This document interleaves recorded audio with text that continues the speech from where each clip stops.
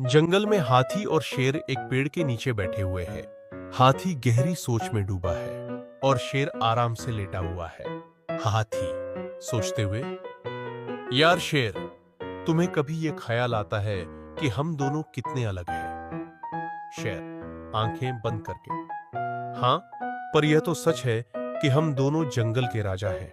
हमसे कोई टकरा नहीं सकता। हाथी सिर हिलाते हुए, हाँ, तुम सही कह रहे हो, लेकिन देखो, तुम तो भागते नहीं हो, चलते हो। मुझे तो दौड़ने का मौका ही नहीं मिलता।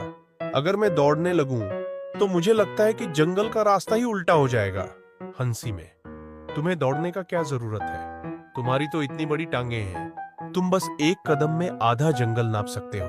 हाथी मुस्कुराते हुए, हाँ, और तुम्हारी तो छोटी सी टांगे हैं, तुम अगर दौड़ने लगो तो तुम्हारे पीछे ट्रैक बन जाए।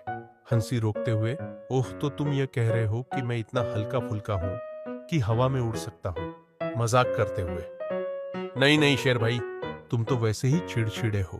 अगर हवा तुम्हारे सामने से गुजर जाए तो तुम सोचोगे कि किसी ने तुम्हें चिढ़ाया है।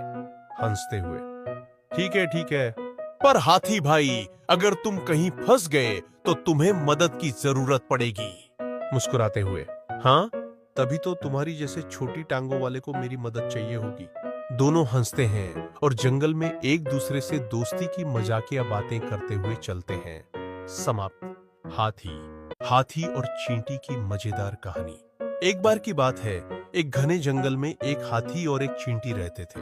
दोनों अच्छे दोस्त थे, लेकिन उनके आकार में काफी फर्क था। हाथी बहुत बड़ा था और चींटी बहुत छोटी। एक दिन हाथी और चींटी जंगल के किनारे पर एक साथ चल रहे थे। अचानक हाथी ने चींटी से कहा, तुम तो बहुत छोटी हो। चींटी मुस्कुराई और बोली, बिल्कुल, मैं तुमसे बड़ी चुनौती ले सकती हूँ। अगर तुम चाहो तो हम दोनों के बीच दौड़ का मुकाबला हो सकता है। हाथी हंसी के साथ बोला, तुम दौड़ में मेरे साथ मुकाबला करना चाहती हो? यह तो असंभव है। देखो, मैं कितना बड़ा हूं और तुम कितनी छोटी हो। मैं तुम्हें हराऊंगा। चींटी ने एक चालाकी से कहा, ठीक है, हम दोनों दौड़ में भाग लेते हैं, लेकिन मुकाबला थोड़ी देर बाद होगा।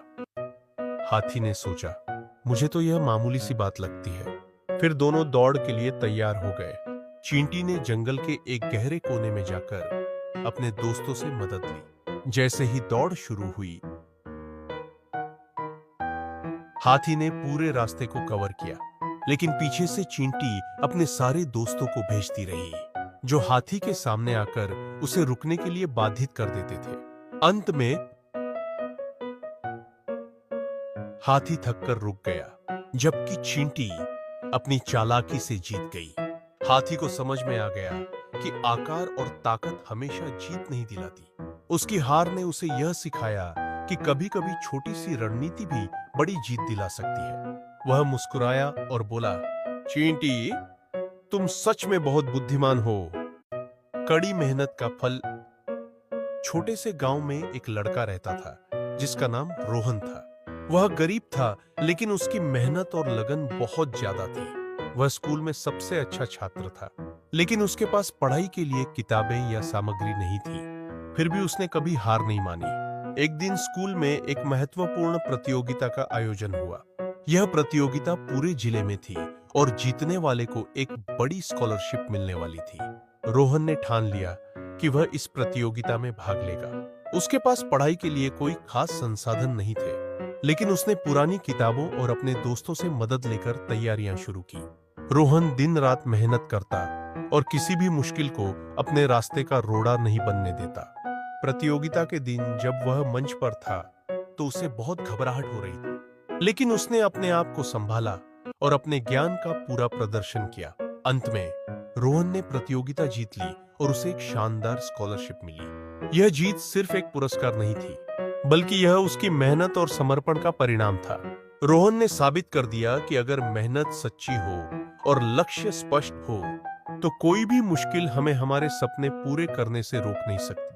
रोहन की यह कहानी हमें यह सिखाती है कि हालात चाहे जैसे भी हों, अगर हम अपने लक्ष्य को लेकर ईमानदार और मेहनती हों, तो सफलता जरूर मिलती है।